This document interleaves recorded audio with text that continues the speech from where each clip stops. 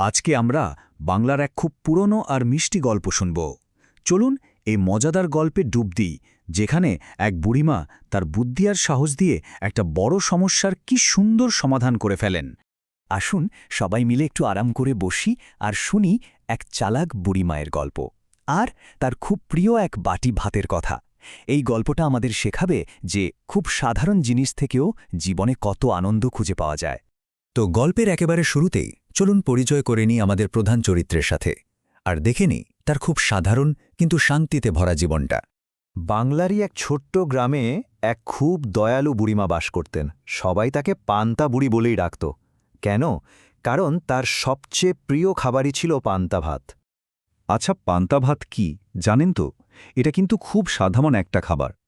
আগের দিনের বেঁচে যাওয়া ভাতে জল দিয়ে সারা রাত রেখে দিলেই তৈরি। এটা শরীরকে খুব ঠান্ডা রাখে আর খেতেও খুব আরাম। এই সাধারণ খাবারেই পান্তাবুড়ি কিন্তু অনেক সুখ খুঁজে পেতেন। কিন্তু জানেন, এই শান্ত জীবনে হঠাৎ করেই একটা ঝামেলা এসে হাজির হল। চলুন দেখি তো কি সেই সমস্যা। মুশকিলটা হলো কি, রোজ রাতে কেউ একজন লুকিয়ে এসে বুড়ি মায়ের সেই স্বাদের পান্তা ভাত চুরি করে খেয়ে নিত।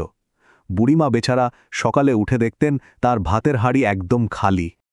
এখন ভাবুন তো, ওই একা বুড়িমা কী বা করতে পারেন? তার তো আর গায়ে তেমন জোরও নেই। তিনি কি পারবেন চোরটাকে ধরতে? কিন্তু এখানেই তো গল্পের আসল মজাটা। পান্তাবুড়ি কিন্তু গায়ের জোরে লড়তে গেলেন না, লড়লেন বুদ্ধি দিয়ে। চলুন দেখি তিনি কিভাবে তার বন্ধুদের সাহায্য নিলেন।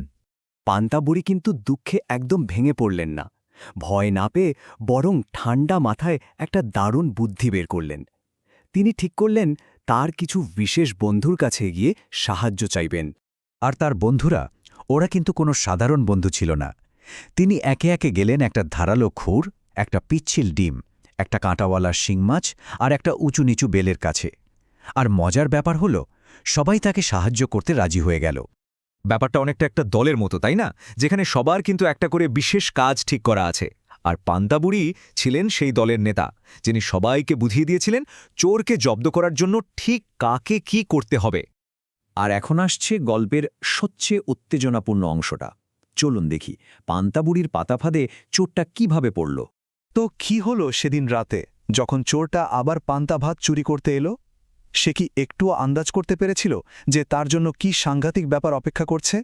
চোরটা যেই না ঘরে ঢুকেছে, অমনি ডিমের ওপর পা পড়তেই পিছলে গিয়ে ধপাস করে একটা আছাড়। কোনো মতে উঠতে গিয়েই যেই না একটা কিছু ধরেছে, শিং মাছটা দিল কাঁটা ফুটিয়ে। চোর তো উফ মাগো করে যন্ত্রণায় চেঁচিয়েই উঠল।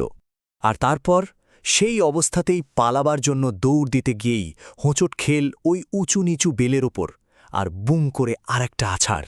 আর একদম শেষে ধারালো খুঁটটা দিল আলতো করে একটা আঁচড়। ব্যাস, তাতেই চোরের অবস্থা একেবারে কাহেল। ভয়ে আর ব্যথায় চোরটা এমন দৌড় দিল যে আর কোনোদিনও সে পান্তাবুড়ির বাড়ির দিকে ফিরেও তাকানোর সাহস পায়নি। আর পান্তাবুড়ি আর তার পান্তা ভাত দুজনেই একদম নিরাপদে রইল। গল্পটা তো খুব মজার ছিল, তাই না?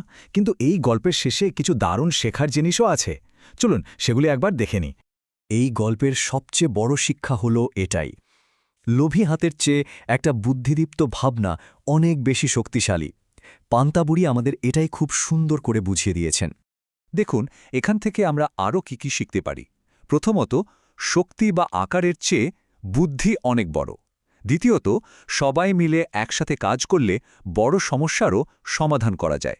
তৃতীয়ত, ধৈর্য ধরে সঠিক সময়ের জন্য অপেক্ষা করতে হয়। আর সবশেষে, ছোট বন্ধুদের থেকেও কিন্তু অনেক বড় সাহায্য পাওয়া যেতে পারে। তাহলে এবার একটু ভাবুন তো, পান্তাবুড়ির মতো আমাদের রোজকার জীবনে কোনো ছোট্ট একটা বুদ্ধি কাজে লাগিয়ে আমরা একটা বড় ভালো কাজ করে ফেলতে পারি। মনে রাখবেন, বুদ্ধি খাটালে অনেক কঠিন সমস্যারও সমাধান করা সম্ভব।